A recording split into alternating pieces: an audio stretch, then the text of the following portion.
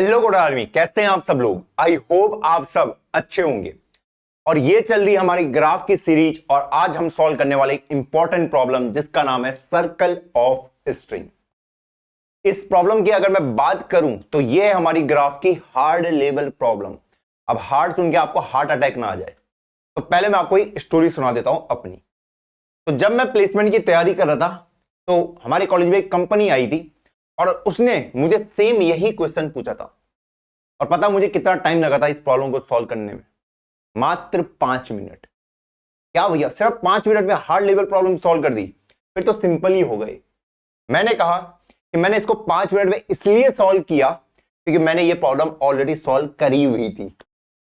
और जब वो प्रॉब्लम मुझसे कोडिंग राउंड में पूछा गया तो भैया मैंने प्रॉब्लम देखी, मुझे लॉजिक क्लियर था और मैंने 5 मिनट में कोड लिखा। 5 मिनट में कैसे कोड लिखा? क्योंकि भाई कोड बहुत ही इजी था। तो आज क्या करते हैं, पहले इस प्रॉब्लम को समझते हैं कि प्रॉब्लम कह क्या रही है, फिर अपने कॉमन सेंस का प्रयोग करेंगे थोड़ा और इस प्रॉब्लम को अच्छे से चमका देंगे। ये आपको ओवर द इंटरनेट शायद ही आपको ये प्रॉब्लम ज्यादा डिस्कस करने के लिए मिले। ठीक, हाँ जी। तो मैंने कहा आज इसको डिस्कस करते हैं, काफी इंपॉर्टेंट थी इसलिए मैं आज इसको डिस्कस कर रहा हूं। तो चलिए अब बिना किसी देरी के वीडियो को स्टार्ट करते हैं। वीडियो स्टार्ट करने से पहले वीडियो को एक प्यारा सा लाइक और एक प्यारा सा कमेंट ड्रॉप कर दिया। प्रॉब्लम क्या है? Circle of string. मुझे कुछ स्ट्रिंग गिवन होंगी जैसे A B B C C D D A. Problem में कह रहा है क्या मैं इन स्ट्रिंग को चेन बना के क्या मैं इससे एक पूरा सर्कल बना सकता हूं, और अगर बना सकता हूं तो आंसर यस दीजिए, नहीं तो आंसर नो दीजिए। क्या बोल रहा है कि आपको क्या दे रखा है? एक स्ट्रिंग दे रखी है, कुछ स्ट्रिंग दे रखी है A B B C C D D A. वो कह रहा है इनको आपको चेन करना है और उस चेन से क्या आप एक सर्कल बना सकते हो यस, और नहीं बना सकते हो नो। अब चेन कैसे करना है उसने क्या कर रखा है? मान लीजिए आपके पास दो स्ट्रिंग है ए बी और बी सी। इनका अगर मुझे चेन बनाना है, ठीक, हाँ जी, तो इसकी एक कंडीशन है। क्या बोलता हूं कि इसका अगर लास्ट कैरेक्टर इसके फर्स्ट कैरेक्टर से मैच करता है तो इनके बीच में चेन बन जाएगी। क्लियर? हाँ जी। ए बी और बी सी के बीच में चेन क्यों बनी? क्योंकि इसका जो लास्ट कैरेक्टर इसके फर्स्ट कैरेक्टर से मैच कर रहा था तो चेन बन गई। बीसी को देखा, बीसी किसके साथ अटैच हो सकता है चेन में? बताइए। इसका जो लास्ट कैरेक्टर किसी के फर्स्ट कैरेक्टर से मैच हो रहा है? बिल्कुल हो रहा है, तो सीडी के साथ। सीडी किसके साथ अटैच हो सकता है चेन में? इसका लास्ट कैरेक्टर डी, हाँ जी, किसी के फर्स्ट कैरेक्टर से मैच हो रहा है? हाँ जी, डीए के साथ। अब डीए को देखा, डीए किसके साथ अटैच हो सकता है? इसका लास्ट कैरेक्टर किसी के फर्स्ट कैरेक्टर से मैच हो रहा है? बिल्कुल हो रहा है, जो हमारा फर्स्ट वाला है एबी। तो यहां पे मैं देख पा रहा हूं यहां पे एक पूरा सर्कल बन चुका है। इस सर्कल में हर एक स्ट्रिंग का एलिमेंट प्रेजेंट है। तो अगर आप ऐसा सर्कल बना पाते हैं तो आपको आंसर देना है यस, नहीं तो आंसर देना है नो। क्लियर? हाँ जी। तो इसका आंसर क्या हो जाएगा? 1। क्या कह रहा है? क्या आप ऐसा सर्कल बना सकते हैं कि जिसमें हर एक स्ट्रिंग प्रेजेंट हो? हाँ जी, ऐसे चेन बना के, और वो एक सर्कल बना रहा हो, इसलिए इसको दिया गया है सर्कल ऑफ स्ट्रिंग नाम। यहां पे मैं लिख देता हूं कि दो स्ट्रिंग कब अटैच होंगी, उनकी कंडीशन क्या है, मतलब इनके बीच में चेन कब बनेगी? जब last character of X equal to first character of Y, तो इनके बीच में चेन बनेगी। बस, आई होप आपको क्लियर होगा। अब इस वाले को डिस्कस करते हैं। A B C C D E D F, क्या इनको मिला के मैं कोई चेन क्रिएट कर सकता हूं? मैंने देखा एबीसी किसके साथ अटैच हो सकता है? सीडीई के साथ, क्योंकि इसका लास्ट कैरेक्टर इसके फर्स्ट कैरेक्टर से मैच कर रहा है। सीडी किसके साथ अटैच हो सकता है? ईडीएफ के साथ, क्योंकि इसका लास्ट कैरेक्टर इसके फर्स्ट कैरेक्टर के साथ मैच हो रहा है। ईडीएफ किसी के साथ अटैच हो सकता है? क्या एफ जो लास्ट कैरेक्टर है किसी का फर्स्ट कैरेक्टर है? एफ नहीं है, तो यहां पे कोई भी चेन नहीं बन रही है ना? हाँ जी, तो इसका आंसर हो जाएगा 0। क्लियर है? हाँ जी, कोई भी तो सर्कल नहीं बनना, इसमें नहीं बनना तो 0। क्लियर? हाँ जी। और इसकी बात कर लेते हैं, क्या इसमें चेन बन रही है? देख लेते हैं। मैंने देखा पहला एबीसी है, एबीसी को किस साथ अटैच कर सकता हूं? सीडीई के साथ, क्योंकि इसका लास्ट इसके फर्स्ट कैरेक्टर से मैच कर रहा है। सीडीई किसके साथ मैच कर रहा है? ईएपीडी के साथ। क्लियर? हाँ जी। अब ये ईएपीडी किसके साथ मैच कर रहा है? डीपीईसी के साथ, है ना, क्योंकि इसका लास्ट कैरेक्टर इसके फर्स्ट कैरेक्टर से मैच कर रहा है। अब डीपीसी किसके साथ अटैच हो सकता है? किसके साथ चेन बना सकता है? ये सी है, किसी का फर्स्ट कैरेक्टर है सी, सिर्फ इसी का है, तो ये इसी के साथ अटैच हो पाएगा। तो क्या ये सर्कल ऑफ स्ट्रिंग है? नहीं है, क्योंकि सर्कल का पार्ट ये एबीसी नहीं था, सिर्फ इतना ही पार्ट सर्कल का था। क्लियर है? हर कोई सर्कल का पार्ट होना चाहिए। क्लियर? तो इसका आंसर क्या दे दूंगा मैं? 0, कि नहीं, यहां पे सर्कल ऑफ स्ट्रिंग नहीं बन रहा, सिर्फ इतने पार्ट पे सर्कल बन रहा है, पूरे पार्ट पे बनना चाहिए सर। क्लियर है चीज? हाँ जी। अगला एक बड़ी प्रॉब्लम देख लेते हैं। यहां पे मुझे कुछ स्ट्रिंग दे रही है, बोल रहा क्या इनसे मिला के मैं सर्कल ऑफ स्ट्रिंग बना सकता हूं? चलिए देखते हैं। सबसे पहले मैंने क्या लिख दिया? A B A D. Clear? हाँ जी।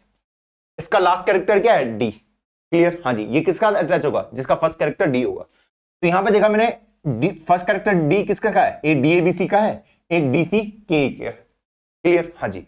मैंने कहा किसके साथ करूं इसको पहले अटैच? मैंने कहा पहले डी सी के साथ कर देते अटैच। क्लियर? हाँ जी।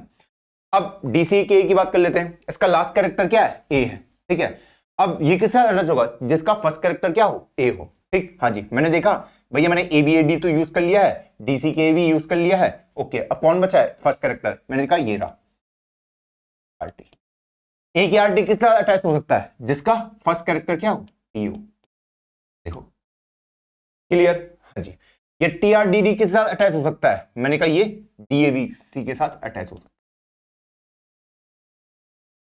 सही। और ये डी बी सी किसके साथ अटैच हो सकता है? ये वाला, ये हो सकता है मेरा सी डी ई ए के साथ, है ना? 1 2 3 4 5 6। क्लियर? हाँ जी। और ये सी डी ए किसके साथ अटैच हो सकता है? क्योंकि इसका लास्ट कैरेक्टर ए है, तो भैया ये इसके साथ अटैच हो सकता है। तो आप देख पा रहे हैं यहां पे मेरा पूरा एक सर्कल बन चुका है।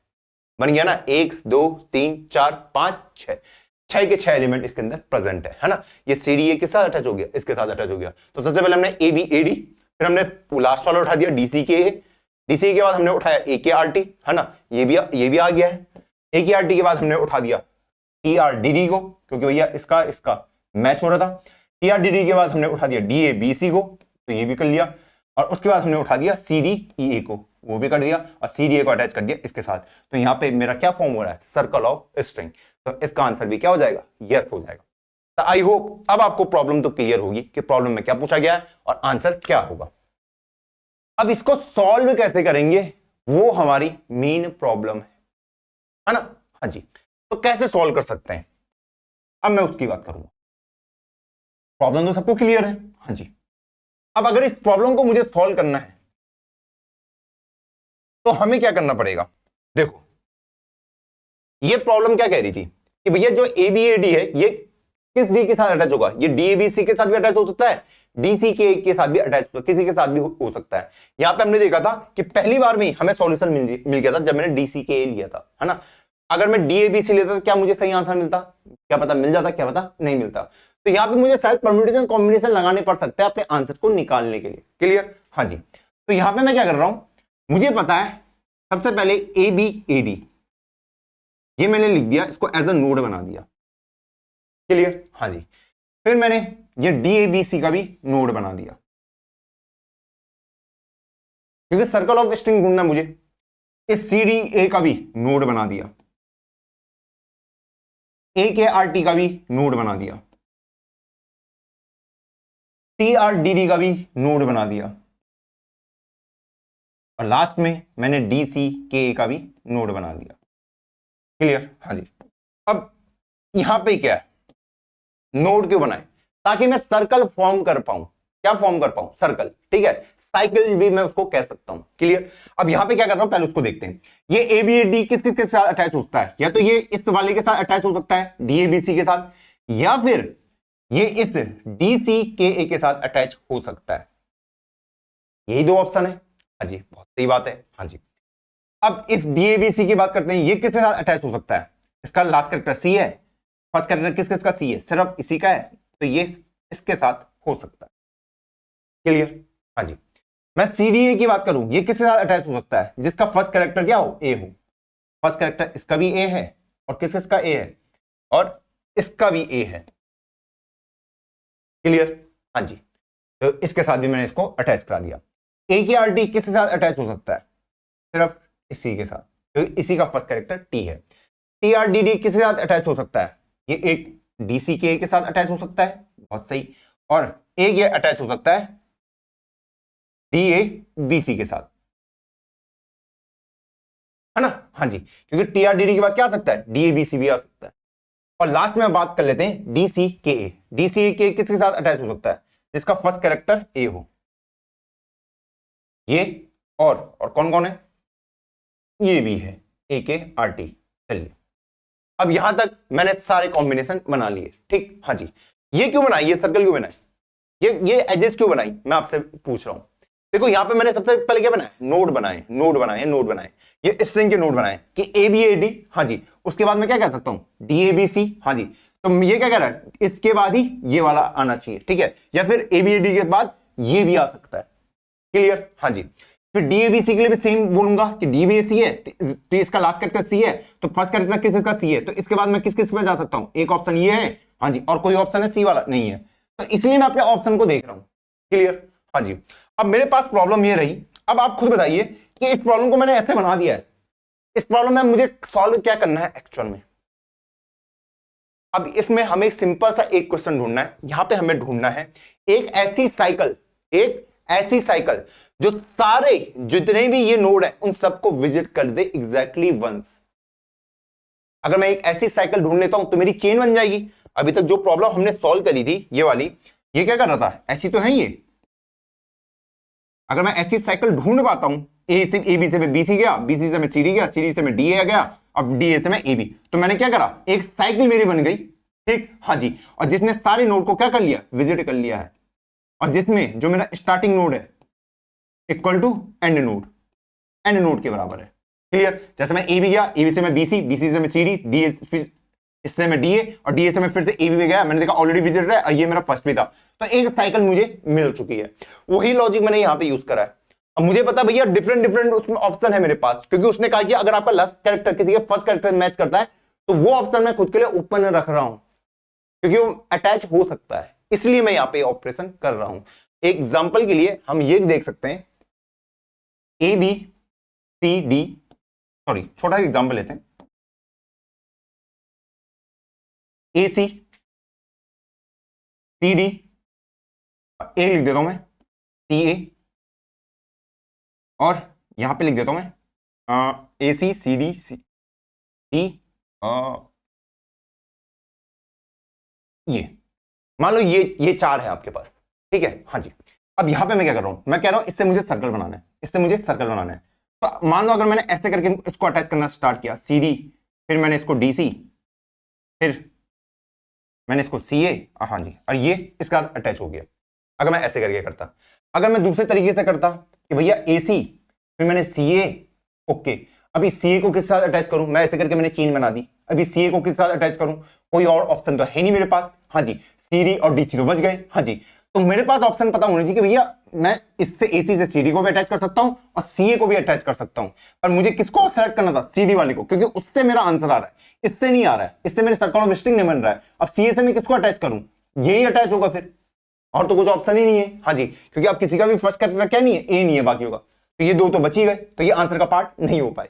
इसलिए मैं एडजस्ट बना रहा हूं कि अपने में सारे ऑप्शन खोल के आपके सामने रखूं, जितने भी मेरे ऑप्शन होंगे ना उनको मैं खोल के रखूं आपके सामने ओपन करके, कि भाई अगर ये एसी है तो एसी कहेगा कि भैया मैं सीडी पे भी जा सकता हूं और सीए पे भी जा सकता हूं, और सीडी क्या कह रहा है, मैं डीसी पे जा सकता हूं, डीसी क्या कह रहा है, मैं इस पे भी आ सकता हूं, सीए पे भी आ सकता हूं और आपके पास भी आ सकता हूं। क्लियर? और सीए क्या कह रहा है, भैया मैं तो इसी के पास जा सकता हूं। तो अब ये क्या कह रहा है, डीसी के पास भी ऑप्शन है ना, हाँ जी, जिसका फर्स्ट कैरेक्टर सी हो, तो इन दोनों का ऑप्शन। तो यहां पे मुझे क्या ढूंढनी है, साइकिल ढूंढनी है, एक ऐसी साइकिल, ठीक। हाँ जी, तो वो साइकिल कैसे मिलेगी, मैं एसी से कहां गया, मैं इधर गया सीडी पे, हाँ जी, सीडी से मैं डीसी गया, डीसी से मैं सीए आया, हाँ जी, और सीए से मैं एसी आ गया, तो आपको पूरी एक साइकिल मिल चुकी है जिसने हर एक स्ट्रिंग को ले लिया है और हमारा आंसर निकाल दिया है। अब यहां पे आपको डिफरेंट पाथ में शायद विजिट करना पड़ सकता है, और जिससे आपका आंसर क्या आएगा, अलग अलग आ सकता है। क्लियर? हाँ जी, अब यहां पे मुझे सेम काम करना है। अब अगर मैं यहां से स्टार्ट करूं अपनी प्रॉब्लम को, तो पहले मैंने एबीएडी को कर दिया, तो कलर चेंज कर लेता हूं, एबीएडी है, हाँ जी, एबीएडी से मैं कहां जा सकता हूं, कितने ऑप्शन है, एक ये ऑप्शन है, हाँ जी, और कोई ऑप्शन है, तो मैंने कहा चलो इस ऑप्शन पे चल लेते हैं, इस वाले पाथ पे, तो मैंने कहा इस वाले पाथ पे चल लेते हैं। तो मैं पहले इस पे आ गया, मैंने कहा डीसीके से मैं कहां कहां जा सकता हूं? ओके, एक ये है, एक ये, इधर नहीं आ सकता क्योंकि ऑलरेडी विजिटेड है, ठीक है, इसको देखने की कोई गुंजाइश नहीं है। या फिर वो इधर को आ सकता है, ये आ गया AKRT पे, बहुत सही। अब AKRT पे आया, AKRT कहां जा सकता है? इसने देखा T, इसने T से इस पे आ गया TRDD पे, ठीक। हाँ जी, ये TRDD के बाद कितने ऑप्शन है? एक DCK का ऑप्शन है और एक DABC का ऑप्शन है। अगर इस पे जाता है तो दिखेगा भाई ये ऑलरेडी विजिटेड है और अभी तक सिर्फ मेरे कितने नोड विजिटेड हुए? 4, 6 के 6 होनी चाहिए, तभी वो बोल पाएगा, ठीक। तो वो इस वाले रास्ते पे आ गया। तो अब मेरे हो चुके हैं 5 नोड विजिट। DABC के बाद एक ही ऑप्शन है CDA के पास आने का। अब CDA के पास ऑप्शन है 2, एक ये, वो इधर को गया, उसने कहा ये तो ऑलरेडी विजिटेड है, ये क्या है? ऑलरेडी विजिटेड है। तो क्या ये इसको आंसर बोल देगा? ये देखिएगा भैया 6 के 6 विजिट हो, नहीं अभी नहीं बोल सकता, क्योंकि ये क्या दिखा रहा है कि भैया ये होना चाहिए इसके साथ अटैच, तभी ये बनेगा, फुल सर्कल बनेगा। तो ये अब इसके साथ चेक करेगा, क्योंकि इसको पता होगा, क्योंकि यही मेरा स्टार्टिंग है और यही मेरा क्या है? एंड है, इसीलिए। और इसी को हम पता क्या बोलते हैं? हैमिल्टोनियन पाथ भी बोलते हैं। हैमिल्टोनियन पाथ कुछ नहीं होता है कि आपके पास जितनी भी वर्टेक्स प्रेजेंट होती है, sorry, Hamiltonian cycle, Hamiltonian path क्या होता है कि आपको सारे वर्टेक्स को एग्जैक्टली वंस क्या करना है? विजिट करना है। और हैमिल्टोनियन साइकिल क्या हो जाता है कि आपको सारी जो भी आपके वर्टेक्स हैं उनको एग्जैक्टली वंस विजिट करना है, और आपके पास एक एज होनी चाहिए जो जहां पे आपने जिस लास्ट एज पे आपने खत्म किया है उससे फर्स्ट वाली वर्टेक्स पे जाने का ऑप्शन आपके पास होना चाहिए। क्लियर? हाँ जी, तो उसको मैं बोलूंगा हैमिल्टोनियन साइकिल। क्लियर? हाँ जी, बस अब इसको थोड़ा बैक कर देते हैं ताकि आपको अच्छे से समझ आ पाए। यहाँ पे किया क्या हमने? यहाँ पे हमने उसी तरीके से बनाया। सबसे पहले हमने किसको अटैच किया? ABAD को। हाँ जी, ABAD किसके साथ अटैच हो गया? मेरा ABAD अटैच हो गया DCK के साथ। फिर DCK किसके साथ अटैच हो गया? मेरा AKRT के साथ। वहां से मैं AKRT पे गया था ना। हाँ जी, AKRT किसके साथ अटैच हुआ? मेरा TRDD के साथ। TRDD से मैं कहा आया? DABC पे। हाँ जी, फिर मैं कहां पे आया? CDEA के पास। और फिर मैं किस पे आया? देखो मैंने CDE से मैंने कहा था ना अगर इस वाले पे जाऊंगा तो ये क्या कर देगा? AKRT पे एज बना देगा, लेकिन ये सर्कल ऑफ स्ट्रिंग नहीं था, इसलिए मैंने AKRT को नहीं लिया। AKRT को क्यों नहीं लिया? क्योंकि भैया ये फर्स्ट नहीं था, ये फर्स्ट नहीं था। मुझे पता कि 6 के 6 विजिट हो चुके हैं और उसके बाद मैं इस पे जा रहा हूं, तो इसका मतलब ये नहीं कि भैया मुझे मेरा आंसर मिल चुका है, क्योंकि भैया ये एज, एक एज होनी चाहिए जो यहां से स्टार्टिंग वाले के पास जाए। आपके सारे विजिट हो चुके हैं, एक एज होनी चाहिए जो स्टार्टिंग से कहां जाए? सॉरी, जो एंड नोड से स्टार्टिंग नोड की ओर जाए। तो यहां पे मैंने देखा कि वो एज मेरी बिल्कुल प्रेजेंट है, तो मैं देख पा रहा हूं CDA से ABAD की ओर एक एज जा रही है, ये वाली। तो इसलिए हमारे यहां पे क्या बन गया? सर्कल ऑफ स्ट्रिंग बन गया। आई होप आपको ये क्लियर होगा। अब इसकी अगर मैं टाइम कॉम्प्लेक्सिटी की बात करूं, ऐसे इससे आप प्रॉब्लम को सॉल्व कर सकते हो। जो अभी आप ये मेथड देख रहे हैं, भैया इसकी ना टाइम कॉम्प्लेक्सिटी हमारी n फैक्टोरियल कितनी आती है? n फैक्टोरियल आती है। आपको सारे परम्यूटेशन कॉम्बिनेशन निकालने पड़ते हैं। क्यों ऐसा मैं कह रहा हूं? देखो आपके पास ना ऐसा हो सकता है, क्योंकि आपको साइकिल ढूंढनी है।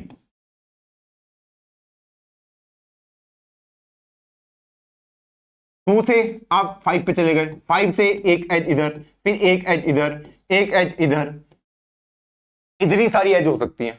और यहां पे मुझे एक पाथ ढूंढना है जो सारे नोड्स को स्टोर करके रखे, ठीक है, सारे नोड को विजिट कर ले। हाँ जी, और जो लास्ट वाला नोड होगा उसको भी एक और बार विजिट कर ले। क्लियर? हाँ जी, तो मतलब यहां पे हैमिल्टोनियन साइकिल प्रेजेंट होनी चाहिए, बस।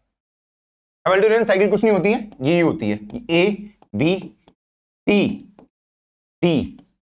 क्लियर? हाँ जी, तो ये तो हो गया आपका हैमिल्टोनियन पाथ कि A से B गया, B से C गया, C से D गया। मैंने हर एक नोड को एक एक बार विजिट किया है। और साइकिल क्या होती है? हैमिल्टोनियन साइकिल A से मैं B गया, B से C गया, C से D गया। मैंने सारे नोड तो देख लिए, जहां पे आप एंड कर रहे हैं, ठीक है, वहां से एक एज होनी चाहिए जो स्टार्टिंग वाले नोड पर है, ताकि मैं इसको हैमिल्टोनियन साइकिल बोल पाऊं।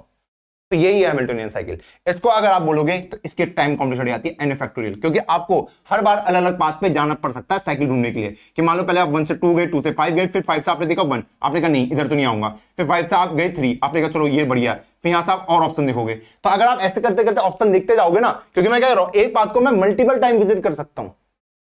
क्लियर? हाँ जी, जिससे मेरी टाइम कॉम्प्लेक्सिटी पहुंच जाती है n फैक्टोरियल। और ये जो सॉल्यूशन है ये तो आपका ऑनलाइन कोडिंग राउंड में कभी भी एक्सेप्ट नहीं होने वाला है मेरे दोस्त, कभी भी एक्सेप्ट नहीं होगा। ये आई थिंक आपको समझ आ चुका है। ये अब आपको दिक्कत है कि भैया ये क्यों नहीं एक्सेप्ट हो रहा है, एन फैक्टोरियल। जब मैं हैमिल्टोनियन कॉन्सेप्ट को डिस्कस करूंगा वहां पे हम एन फैक्टोरियल को बहुत ज्यादा डिस्कस करेंगे। ठीक, अभी के लिए आप ये समझ लो कि भैया इसकी जो टाइम कॉम्प्लेक्सिटी है एन फैक्टोरियल आने वाली है। क्लियर? हाँ जी। अब फिर इस प्रॉब्लम को कैसे सॉल्व करेंगे अगर इससे नहीं करेंगे, क्योंकि जो एक्सपोनेंशियल टाइम कॉम्प्लेक्सिटी है इससे तो नहीं होगा कुछ, फिर कैसे ये सॉल्व होगी? देखो, अगर मैं आपसे बोलूं इस प्रॉब्लम में हम कर क्या रहे हैं, इस प्रॉब्लम में हम कर क्या रहे हैं, अब देखो यहां पे क्या कर रहे हैं हम, वो देखो ध्यान से। अगर आप एनालाइज करोगे, ये ABAD है, ये DABC है, CDA है, AKRT है, TRDD है, DCK है। अगर मैं आपको बोलूं ये ABAD को मैं इस DAB के साथ अटैच कर सकता हूं, इसको मैं CDA के साथ अटैच कर सकता हूं, क्योंकि इसका जो लास्ट कैरेक्टर है इसके फर्स्ट कैरेक्टर से मैच कर रहा है। तो एक आपका आंसर ये भी बन सकता है पूरा ये वाला, ये भी एक आपका सर्कल ऑफ स्ट्रिंग आंसर है। क्लियर? हाँ जी। क्यों? क्योंकि इसका लास्ट कैरेक्टर इसके फर्स्ट कैरेक्टर से मैच कर रहा है। चलो ये तो हमने देख लिया। अब क्या आपने एक चीज गौर करी कि मुझे ये जो पूरी स्ट्रिंग है ना इसको पूरा लेने की जरूरत नहीं है, मुझे सिर्फ इसका फर्स्ट और लास्ट कैरेक्टर से ही मतलब है। मतलब मुझे पूरी स्ट्रिंग की जगह में मैं सिर्फ AD को ले सकता हूं, इस DABC में सिर्फ मैं फर्स्ट और लास्ट कैरेक्टर को उठा सकता हूं। क्यों मैं ऐसा कह रहा हूं? अब आप खुद सोचो, ये AB की जगह में कुछ भी होता है यहां पे, जो बीच वाले कैरेक्टर है, क्या मेरे आंसर में कुछ भी फर्क पड़ता? क्योंकि ये वाली स्ट्रिंग इसके साथ अटैच क्यों हुई है? क्योंकि इसका लास्ट कैरेक्टर इसके फर्स्ट कैरेक्टर से मैच कर रहा था। क्लियर? हाँ जी। ये वाली इसके साथ अटैच क्यों हुई? क्योंकि इसका लास्ट कैरेक्टर इसके फर्स्ट कैरेक्टर के साथ मैच कर रहा था। तो आप देख पा रहे हो सिर्फ लास्ट और फर्स्ट कैरेक्टर का ही यहाँ पे खेल होने वाला है, बाकी बीच में कुछ भी हो उससे आपके आंसर में कुछ भी फर्क नहीं पड़ने वाला। तो इतनी बड़ी स्ट्रिंग लेके कुछ फायदा आपको है नहीं। क्लियर? हाँ जी। तो आपने क्या करा कि आपने फर्स्ट और लास्ट कैरेक्टर को उठाना शुरू करा। AD, इस स्ट्रिंग का नाम आपने शॉर्ट करके क्या कर दिया? DC, इसका नाम कर दिया आपने CA, इसका नाम कर दिया आपने AT, इसका नाम कर दिया आपने TD और इसका नाम कर दिया आपने DA। क्लियर है? हाँ जी। इसमें भी सेम वैसी सर्कल फॉर्म हो जाएगा, क्योंकि AD के साथ अटैच हो सकता है DC के साथ, DC CA के साथ, CA AT के साथ, AT TD के साथ, TD DA के साथ और DA अपना स्टार्टिंग में फिर से AD के साथ।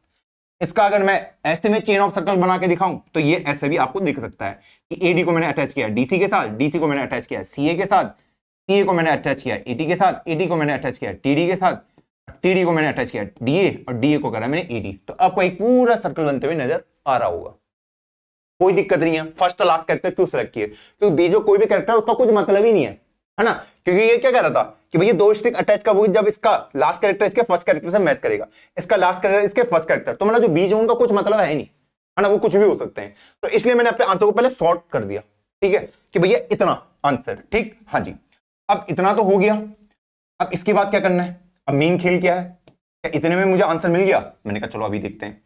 अब आप खुद देखो यहाँ पे ये प्रॉब्लम हो क्या रही है, ये यहाँ पे क्या जादू होने वाला है उसको समझने की कोशिश करते हैं। ठीक, हाँ जी। मैं कह रहा हूं ये जो AD है इसका नाम A है, जो फर्स्ट कैरेक्टर है वही इस स्ट्रिंग का नाम होने वाला है। ये DC है, इसका जो नाम है, जो इसका फर्स्ट कैरेक्टर है वही होने वाला है। ये ऐसा क्यों कह रहे हो? अभी रुक जाओ, थोड़ी देर में एक्सप्लेन करूंगा। इसका नाम C होगा, AT का नाम A होगा, TD का नाम T होगा और DA का नाम सिर्फ D होगा। ऐसा क्यों कह रहा हूं? पहले वो समझने की कोशिश करते हैं। देखो आप खुद सोचो, मैंने AD को इस DC के साथ क्यों अटैच किया? इस AD वाले को इस DC के साथ अटैच क्यों किया? क्योंकि ये कह रहा था कि भैया जो इसका लास्ट कैरेक्टर इसके फर्स्ट कैरेक्टर से मैच होना चाहिए। तो क्या इसमें इसका कोई योगदान था इस C का? इस D का अगर मुझे कनेक्ट करना था इससे, इस DC वाले से, तो ये सिर्फ किसकी बदौलत हो रहा है? जो ये वाला है ना, D की बदौलत हो रहा है कि यहां पे नाम D था, तो मैं बोल सकता हूं कि ये D है। हाँ जी। आप खुद सोचो, ये DC इस CA के साथ क्यों अटैच हुआ था? अटैच होने की बात कर रहा हूं कि यहां पे मैं एज बना रहा था ना ऐसे। हाँ जी। ये क्यों हो रहा था?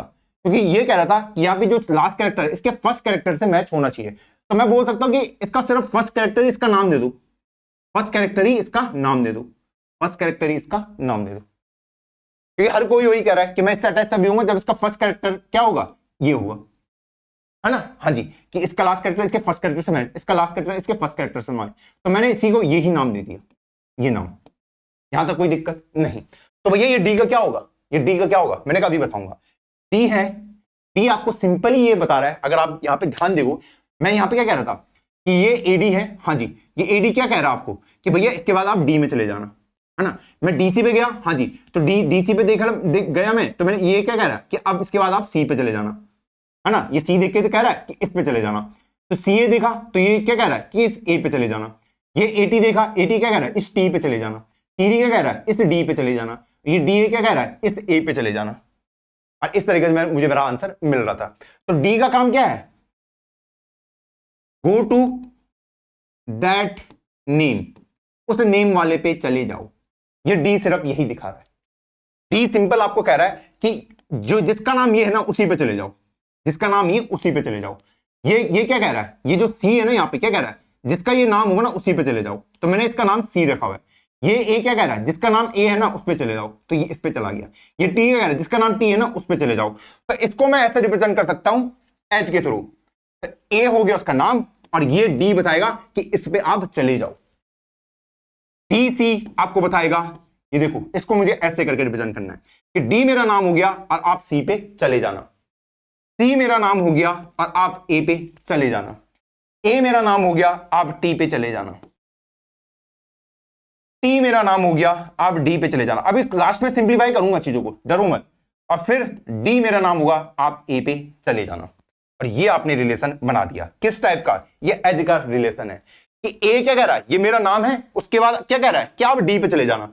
ए को मैंने देख लिया, हाँ वो क्या कह रहा है डी पे चले जाना, ठीक है। डी क्या कह रहा है कि डी तो मेरा नाम है, हाँ जी, उसके बाद आप सी वाले पे चले जाना जिसका नाम सी हो, ठीक है। तो मैं सी पे, डी मैंने देख लिया, हाँ जी, ये नेम हो गया और इस पे चले जाना, चले जाना, गो टू दैट नेम। ये देखो मैंने ऐसे करके लिख दिया। ये तो कह रहा है कि भैया इसका नाम ए है, हाँ जी, वो कह रहा है डी पे चले जाना, तो मैं डी पे आ गया। डी को देख लिया, ये कह रहा है सी पे चले जाना, तो मैंने इसको ऐसे एच के फॉर्म में लिख दिया कि इसको देख लिया उसके बाद इस पे चले जाना, डी वाले पे। डी को देख लिया उसके बाद सी पे चले जाना। तो अगर मैं इसको रिप्रेजेंट करूं, इसको, इस वाले को, ये मैंने एच बना दी। ये क्या कह रहा है, ए को देख लिया है, डी पे चले जाना, बहुत सही। अब डी पे आ गया, डी क्या कह रहा है कि भैया सी पे चले जाना। सी को देख लिया, सी कह रहा है ए पे चले जाना। ए को देख लिया, ए कह रहा है टी पे चले जाना। टी को देख लिया, टी कह रहा है डी पे चले जाना। और डी को देख लिया, अच्छा डी वाला मैंने छोड़ दिया, टी कह रहा है ए पे चले जाना। और यहां पे आप देख पा रहे हो आपके पास सर्कल ऑफ स्प्रिंग आपका बन चुका है और यही आपका आंसर है। ये ऐसे करके मैंने अपने आंसर को अचीव किया। ये क्या हुआ, पहले कुछ समझ आया, नहीं आया मुझे पता है, कुछ बच्चे घबरा रहे होंगे। यहां पे क्या जादू कर दिया भैया, देखो यहां पे कुछ नहीं करना आपको। अगर मैं इसको सिंप्लीफाई करूं, आपको क्या करना है, यहां पे इसका फर्स्ट कैरेक्टर उठाओ, लास्ट कैरेक्टर उठाओ, इनके बीच में एज बना दो, ठीक, हाँ जी। ये इसका फर्स्ट कैरेक्टर और लास्ट कैरेक्टर उठाओ, एज बना दो। पहला स्टेप यही है, सी और ए एज बना दो। ये ही यहां पे मैंने काम कर रखा है। ये बस मैंने आपको इसलिए एक्सप्लेन किया कि आप इसको समझ पाओ कि ये स्टेटमेंट क्या कह रही है। मैं अगर उस पहले वाले मेथड से सॉल्व करता तो वहां से मुझे मेरा आंसर हैमिल्टोनियन साइकिल पाथ से निकालना पड़ता, लेकिन यहां पे मैंने इसको डिबग किया क्योंकि ये क्या कह रहा है कि आपने इसको तो देख लिया, उसके बाद आप डी पे चले जाओ, डी पे चले जाओ। तो मैं डी पे आ जाता था, फिर डी से के बाद क्या कहता था, आपने इसको देख लिया, अब आप सी पे चले जाओ, ठीक है, हाँ जी। तो मैंने इसका नाम दे रखा था ए, कि आपने ए को देख लिया तो आप डी पे चले जाओ, आपने डी को देख लिया अब आप सी पे चले जाओ, आपने सी को देख लिया तो आप ए पे चले जाओ, ए को देख लिया आप टी पे चले जाओ, टी को देख लिया आपने डी पे चले जाओ, डी को देख लिया आपने ए पे चले जाओ। और एक तरीके से यहां पे जो ये आपका ये दिख रहा है ना, ये जो एज है, ये सिंपली आपका एबीसीडी ही दिखा रहा है कि ए से डी क्या कह रहा है कि मैंने ये वाला देख लिया है, ठीक है, अब आप डी पे जा सकते हो, क्योंकि इसी का मैंने शॉर्ट नाम रखा था ना ए का। ए किसको रिप्रेजेंट कर रहा था, ए से डी वाला, कि ए बी सी डी को। ये रिप्रेजेंट कर रहा है मेरा डी ए बी सी को। ये मेरा रिप्रेजेंट कर रहा है ये जो एज है सी डी ई ए को। ये रिप्रेजेंट कर रहा है मेरा ए के आर टी को। और ये मेरा रिप्रेजेंट कर रहा है टी आर डी डी को। एज की मैं बात कर रहा हूं। और डी सी के ए मेरा रिप्रेजेंट कर रहा है किसको, डी से ए, क्योंकि इसी का मतलब तो ये है डी से ए, क्योंकि इसी का मतलब तो है एबीसी ए डी का मतलब क्या है, ये तो है ए से डी। हाँ जी, तो मैंने क्या कहा, एबीसीडी मैंने देख लिया, हाँ जी, अब डी वाले पे चले जाओ, तो डी वाले पे आ गया। फिर डी एबीसी देख लिया, वो कह रहा है सी वाले पे चले जाओ, सी डी ए देख लिया, ए वाले पे चले जाओ, फिर ए के आर टी देख लिया, टी वाले पे चले जाओ, टी आर डी डी देख लिया, टी आर डी डी देख लिया तो डी वाले पे चले जाओ, डी सी के ए देख लिया तो ए वाले पे चले जाओ। फिर से मैं ए पे आ गया और इस तरीके से मैंने इस आंसर को डिबग किया। तो ये जो आपको ये एज दिख रही है, ये वाली, यही आपका आंसर होने एबीसीडी। हाँ जी, ये है आपका टी ए बी सी, हाँ जी, ये है आपका सी डी ई ए, बहुत सही, ये है आपका ए के आर टी, हाँ जी, ये है आपका टी आर डी डी, हाँ जी, और ये है आपका डी सी के ए। क्योंकि ये क्या दिखा रहा है, ए से स्टार्ट हो रहे हैं डी पे खत्म हो रहे हैं, ठीक है, डी से स्टार्ट हो रहा है सी पे खत्म हो रहा है, सी से स्टार्ट हो रहा है ए पे खत्म हो रहा है, ए से स्टार्ट हो रहा है टी पे खत्म हो रहा है, टी से स्टार्ट हो रहा है डी पे खत्म हो रहा है, डी से स्टार्ट हो रहा है ए पे खत्म हो रहा है। और ये क्या है, अब आपको यहां पे अब आपको क्या ढूंढना है, सिंपली यहां पे आपको देखना है कि यहां पे यूक्लिडियन सर्किट एग्जिस्ट करता है, बस यूक्लिडियन सर्किट ढूंढ लो, अगर करता होगा तो ये आंसर एग्जिस्ट करता है, सिंपल। क्योंकि ये क्या कह रहा है कि ये एज का नाम ही तो ये ABCD DABC ये सब एज का नाम है, हाँ जी। तो अगर मैं इन सारी एज को अगर विजिट कर पा रहा हूं, अगर मैं इन सारी एजेस को विजिट कर पा रहा हूं, वो भी एग्जैक्टली वंस, ठीक है, और जो मेरा स्टार्टिंग नोड था वही मेरा एंडिंग नोड हो, तो मैं बोल सकता हूं वहां पे मेरा यूक्लिडियन सर्किट एग्जिस्ट करता होगा। यहां पे अगर मैं आपको दिखाऊं कि ए से मैं डी पे गया, हाँ जी, तो मैंने ये वाले एज विजिट कर ली, डी से मैं सी गया, इसको भी विजिट कर लिया, सी से ए गया, विजिट कर लिया, विजिट कर लिया, विजिट कर लिया, डी से मैं फिर ए पे आ गया।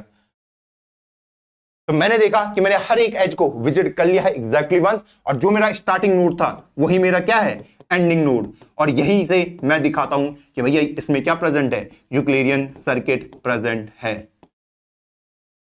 बस ये आपका यूक्लिडियन सर्किट का क्वेश्चन हो गया।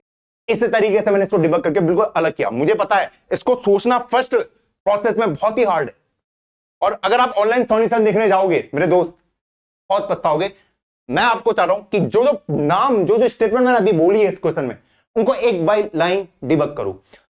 सूडो कोड बहुत आसान है, सूडो कोड बहुत आसान है, सिंपल आपको क्या करना है, create edges between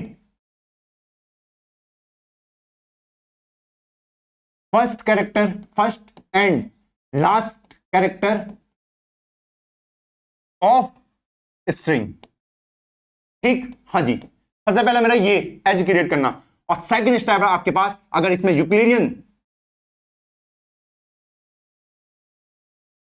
circuit present है, या फिर यूलर सर्किट आप भी बोल सकते थे, ठीक है, अगर यूलर सर्किट इसके अंदर प्रेजेंट है तो भैया आंसर यस होगा, नहीं तो आंसर 0 होगा। क्योंकि उसका जो ये वेट आपको दिख रहा है ना, ये ABCD, यही तो ये दिखा रहा है A से D, मतलब आपने ABCD को ट्रैवर्स कर दिया, D से C जा रहे हो तो मतलब अपने DABC को अटैच कर दिया है, ठीक, हाँ जी। यहां पे मैं क्या कर रहा था कि भैया A से D, ठीक है, A से D जाना है, तो A से D जाने का मतलब क्या है कि मैंने इन सबको क्या कर दिया होगा, ट्रैवर्स कर दिया होगा, ठीक है। क्योंकि इसी का शॉर्ट फॉर्म बनाते हुए मैं यहां पे लेके आया था, फिर मैंने इसको ऐसे दिखाया था, क्लियर, हाँ जी, कि मैंने ABCD को दिखा लिया, अब आप D के पास आ सकते हो, मैंने DABC को देख लिया, तो अब आप इस C वाले के पास चले जाओ। तो मैंने इनको एज में रिप्रेजेंट करवाया ताकि आपको पता रहे कि जब मैंने इन सारे एज को विजिट कर लिया तो मतलब मैंने इन सबको क्या कर लिया है, ट्रैवर्स कर लिया है, क्लियर, वो भी एग्जैक्टली वंस। और अगर मेरा स्टार्टिंग नोड क्या है, मेरे एंडिंग नोड के बराबर, तो मतलब यहां पे क्या होगा, यूलर सर्किट प्रेजेंट होगा, या फिर आप यूक्लिडियन सर्किट भी यहां पे बोल सकते हैं। अब ये यूक्लिडियन सर्किट क्या होता है, यूक्लिडियन मतलब यूलिडियन है, ये मैं इस पे बात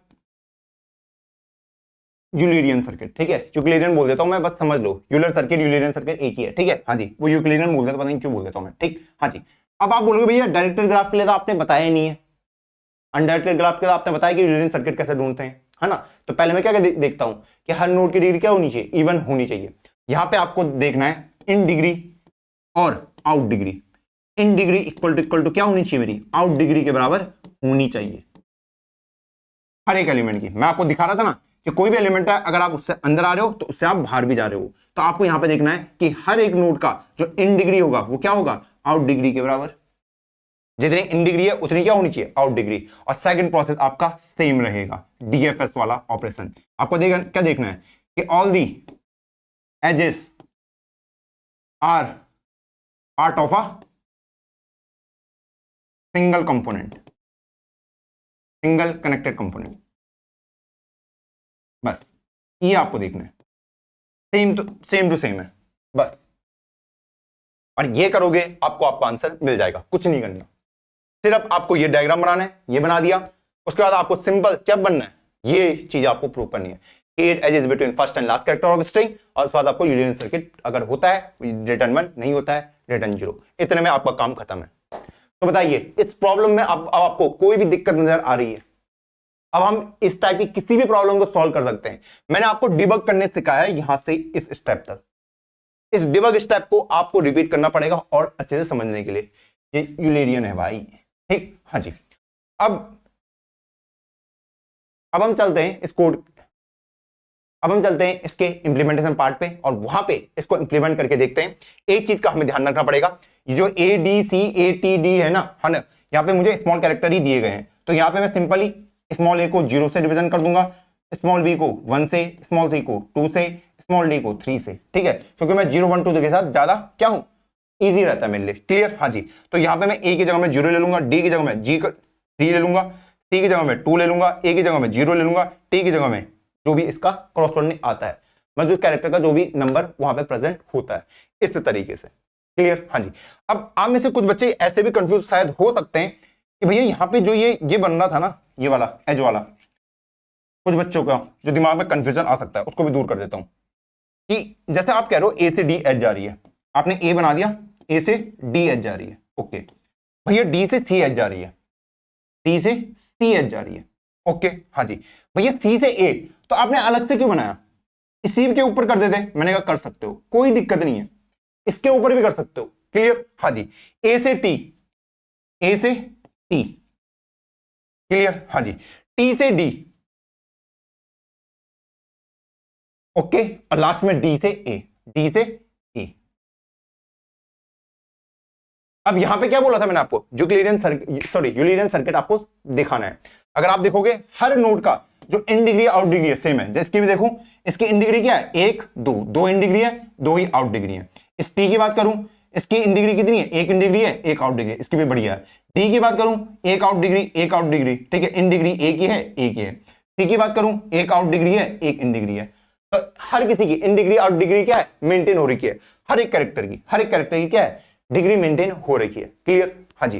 अब सेकंड क्या है कि भैया ये क्या होने चाहिए, कनेक्टेड होने चाहिए। तो अगर मैं इस पर डीएफएस लगाता हूं ना, है ना, तो मैं देख सकता हूं कि मैं सबको विजिट कर सकता हूं, जितने भी यहाँ पे प्रेजेंट है ना सबको विजिट कर सकता हूं। मान लो मैं ए से टी गया, टी से मैं डी गया, डी से मैं सी गया, खत्म। मैंने सबको विजिट कर लिया, मुझे पता चल गया कि भैया इसका आंसर क्या है, 1 है, कि भैया इसमें यूलियन सर्किट प्रेजेंट है। अब आप बोलोगे भैया इसमें यूलर पाथ कैसे प्रेजेंट है, सॉरी यूलियन सर्किट प्रेजेंट कैसे, मैं कैसे सारी एजेस को एक ही बार में विजिट कर सकता हूं। तो मैंने देखा बिल्कुल कर सकते हो, जैसे आपने अभी ऑपरेशन करते हुए आ रहे थे ना, वही ऑपरेशन हमें यहाँ पे करना है। पहले मैं ए से डी गया, डी से सी गया, सी से ए आया, ए से टी गया, टी से डी गया और डी से ए गया, तो आपको ये सर्किट भी मिल गया होगा। एंड मैंने कहां पे किया है, ए भी किया है, प्रूफ मैंने आपको करना सिखा दिया। अब यहां पे अगर आप देखोगे तो भैया इसमें तो दिख नहीं रहा है कि कोई सर्कल बन रहा है, यहां पे तो कुछ पता ही नहीं चल रहा है, इसलिए मैंने वो पॉइंट ऐड किया था। ए से डी का मतलब क्या है, ए बी ए डी, भैया इसको मैंने देख लिया है, थोड़ा अलग टाइप का प्रॉब्लम है, ठीक है। डी से सी, डी ए बी सी, इसको भी मैंने विजिट कर लिया है, तो ये एज का वेट का नाम मैंने लिख दिया डी ए बी सी, ठीक। हाँ जी, तो ये प्रॉब्लम कन्वर्ट हो चुकी है, ठीक। तो अगर मैं सारे जितने भी ये हैं, ये जो वेट है एज इसके ऊपर, इनको अगर मैं वेट नाम दे दूं और इन सबको वेट को अगर मैं विजिट कर पा रहा हूं यूलर सर्किट में, ठीक है, तो मतलब ये क्या फॉर्म कर रहे होंगे, एक टाइप की साइकिल फॉर्म कर रहे होंगे। क्लियर? हाँ जी, कि पहले मैं एबीडी को देख लिया, मैंने डीबीसी को देख लिया, मैं इसकी बात करूं तो इसका मतलब है सी डी ई ई ए। हाँ जी, इसकी बात करूं इसका नाम है ए के आर टी, क्योंकि ए से शुरू हो रहा है टी पे खत्म हो रहा है। टी से डी की बात करूं तो इसका नाम है टी आर डी डी, और इसका नाम क्या बोल सकता हूं मैं, डी सी के। तो यहां से पहले आप ए बी डी में गए, फिर आप डी ए बी सी, फिर आप ई D A K R T, T R D D, D C K. तो इस तरीके से आपका सर्कल भी फॉर्म हो गया इन वाले जो ये आपके स्ट्रिंग है। अब आपके उसमें क्लैरिटी आ चुकी होगी कि कैसे हमने इस प्रॉब्लम को सॉल्व किया। ऑनलाइन सॉल्यूशन देखोगे कुछ समझ नहीं आएगा, डायरेक्ट सॉल्यूशन फेंक के मार देंगे, ठीक। मैं ये नहीं कह रहा हूं ये बहुत ही सिंपल सॉल्यूशन है, थोड़ा कॉम्प्लेक्स था, थोड़ा दिमाग घुमाना था। आपने देखा होगा कोड पार्ट बहुत इजी है, इसका कोड पार्ट बहुत इजी है। तो एक काम करते हैं, कोड पार्ट में चलते हैं और वहां पे इसको अच्छे से चमकाते हैं। चलो अपनी प्रॉब्लम को सॉल्व करना स्टार्ट करते हैं। सर्कल ऑफ स्ट्रिंग को हमें एक एरे दे रखा है of lower case string, lower case है यहाँ पे उन्होंने दे रखा है, और उसका जो साइज है वो है क्या है, एन है। यहाँ पे मैं देख पा रहा हूँ ये मेरे पास एक स्ट्रिंग दे रखा है, एक एरे दे रखा है स्ट्रिंग का, ठीक है, जिसमें A B C B C D C D F मुझे दे रखे हैं, और ये हर कोई क्या है स्मॉल कैरेक्टर का मेरे होने वाले हैं, और इसका साइज है एन। तो मैंने क्या कहा था, सबसे पहले हमारा काम क्या होता है, एजेस क्रिएट करना, है ना। हाँ जी, पहला काम, ताकि मैं बता पाऊं कि भैया इस ए से इस सी में एज जा रही है, इस बी से इस डी में एज जा रही है, सी से एफ में एज जा रही है। क्लियर? हाँ जी, तो इसके लिए मुझे क्या चीज चाहिए होगी, यहाँ पे मुझे चाहिए होगी एक एडजेसेंसी लिस्ट। क्लियर? हाँ जी। तो सबसे पहले एक एडजेंसी लिस्ट बना देता हूं, vector integer adjacency list of size 26। ये क्या है भैया?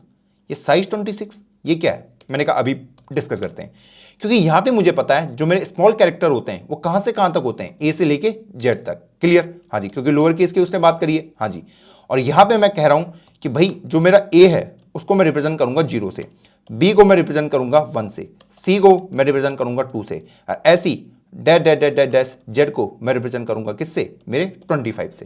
क्लियर? तो मुझे पता है टोटल 26 हो सकते हैं। मुझे पता है ए से मुझे सी में एच डालनी है, तो ए का मतलब हो जाएगा 0 और सी का मतलब हो जाएगा 2, तो 0 से 2 में एच जाएगी। क्लियर? तो मुझे पता है ये कितने 26 हैं, इसलिए मैंने 26 साइज का लिया है। क्लियर? हाँ जी, और वो भी एच किस पे डाला? एक इंटीजर टाइप की वैल्यू में। ठीक है, मान लो अगर मैं ए से सी में एच डाल रहा हूं तो ए 0 के अंदर क्या पुश होगा? ए 0 के अंदर क्या पुश होगा? 2 पुश होगा।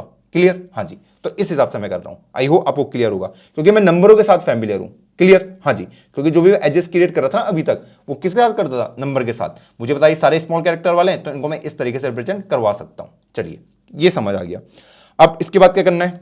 अपने काम को स्टार्ट करते हैं कि for integer i equal to 0 से i less than n i plus plus, एक एक करके हर एक स्ट्रिंग को देखता हूं। पहले इस वाली स्ट्रिंग को, तो एक स्ट्रिंग टेम्प ले लेता हूं, इक्वल टू क्या हो जाएगा? ए आई।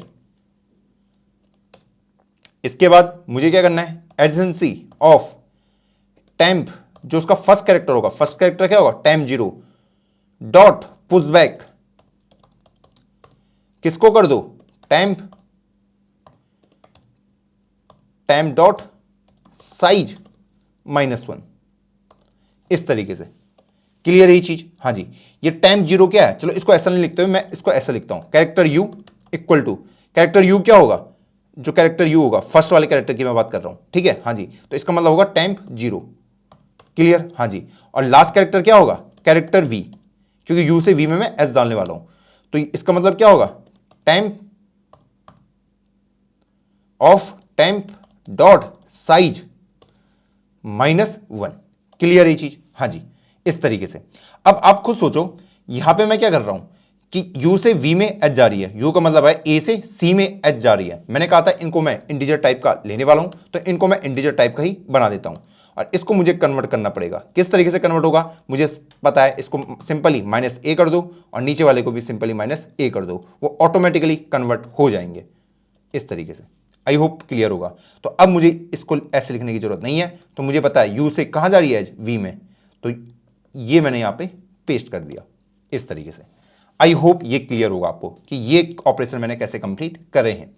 इंटीजर यू वी क्या है? मान लो यू के अंदर पहले क्या आया? ये ए आया, तो ए माइनस ए क्या हो जाएगा? 0, तो यू के अंदर आ गया 0, और वी के अंदर क्या जाएगा? लास्ट कैरेक्टर क्या है? सी है, तो सी माइनस ए क्या हो जाएगा? 2, तो वी के अंदर आएगा 2, तो ए 0 के अंदर क्या पुश बैक करो? 2, 0 से 2 में एच जा रही है, 1 से 3 में एच जा रही है, बी का मतलब 1 है, डी का मतलब 3 है, सी से एच जा रही है एफ में, तो इस तरीके से मैंने इसको रिप्रेजेंट करवा दिया। आई होप यहां तक क्लियर होगा।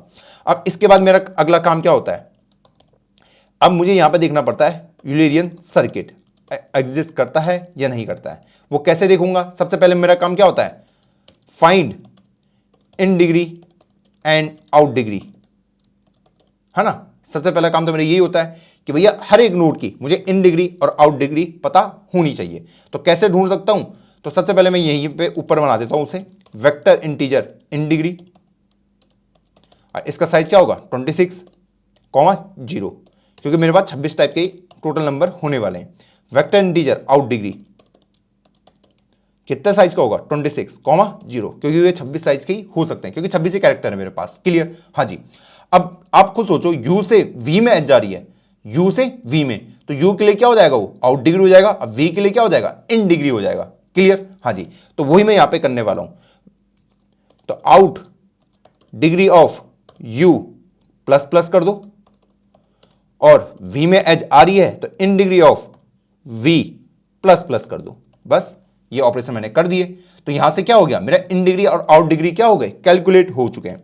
अब मैंने आपको कहा था कि अगर मेरे इन डिग्री और आउट डिग्री किसी भी कैरेक्टर के मैच नहीं होते, किसी भी एलिमेंट के मैच नहीं होते हैं, तो मैं यहां से रिटर्न 0 कर दूंगा। मुझे पता है कि यहां पे यूलेरियन सर्किट एग्जिस्ट नहीं करेगा, तो मैं अब वो चेक कर रहा हूं कि for integer i equal to 0 से i less than 26 i plus plus, अगर मेरा इफ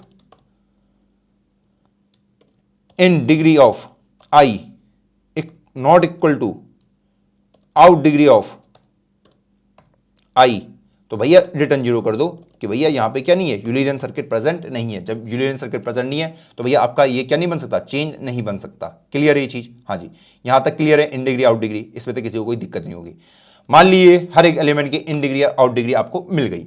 अब आपको क्या देखना पड़ता है यहाँ पे, स्ट्रांगली कनेक्टेड कंपोनेंट आपको देखना है, या फिर all edges are the part of single component, ये बोल सकता हूं, all the edges are part of one component. इसलिए अब इसको कैसे करेंगे वो देख लेते हैं। इसके लिए मुझे क्या करना पड़ेगा, मुझे यहां पे डीएफएस कॉल लगाना पड़ेगा सिंपली। अब किस नोड से लगाऊं, इस ए से लगा देता हूं। हाँ जी भैया, इस ए से। इस ए को कैसे एक्सेस करूंगा, सिंपल यहीं से कर लेता हूं एक्सेस, कि भैया मैं डीएफएस लगा दूंगा ए 0 0 करके। क्लियर? हाँ जी, ए 0 का मतलब ये पूरा हो जाएगा। हाँ जी, और फिर 0 का मतलब ये वाला हो जाएगा, क्योंकि एबीसी की जगह में कुछ भी हो सकता है, क्योंकि यहां पे तो कोई भी कैरेक्टर प्रेजेंट हो सकता है ना। हाँ जी, तो यहां से मैं क्या लगाना स्टार्ट करने वाला हूं, अपना डीएफएस ऑपरेशन। उसके साथ ही मुझे क्या भेजना पड़ेगा, अपनी एडजेंसी लिस्ट भेजनी पड़ेगी और अपना विजिटेड मुझे भेजना पड़ेगा। अभी मैंने विजिटेड बनाया नहीं है, तो वेक्टर बुलियन विजिटेड, इसका साइज 26, 0। अब ये जो है इसको भी मुझे एज अ नंबर ही भेजना पड़ेगा, तो -a करके मैं इसको भेज देता हूं। डीएफएस ऑपरेशन, डीएफएस ऑपरेशन क्यों लगा रहा हूं मैं, बताइए।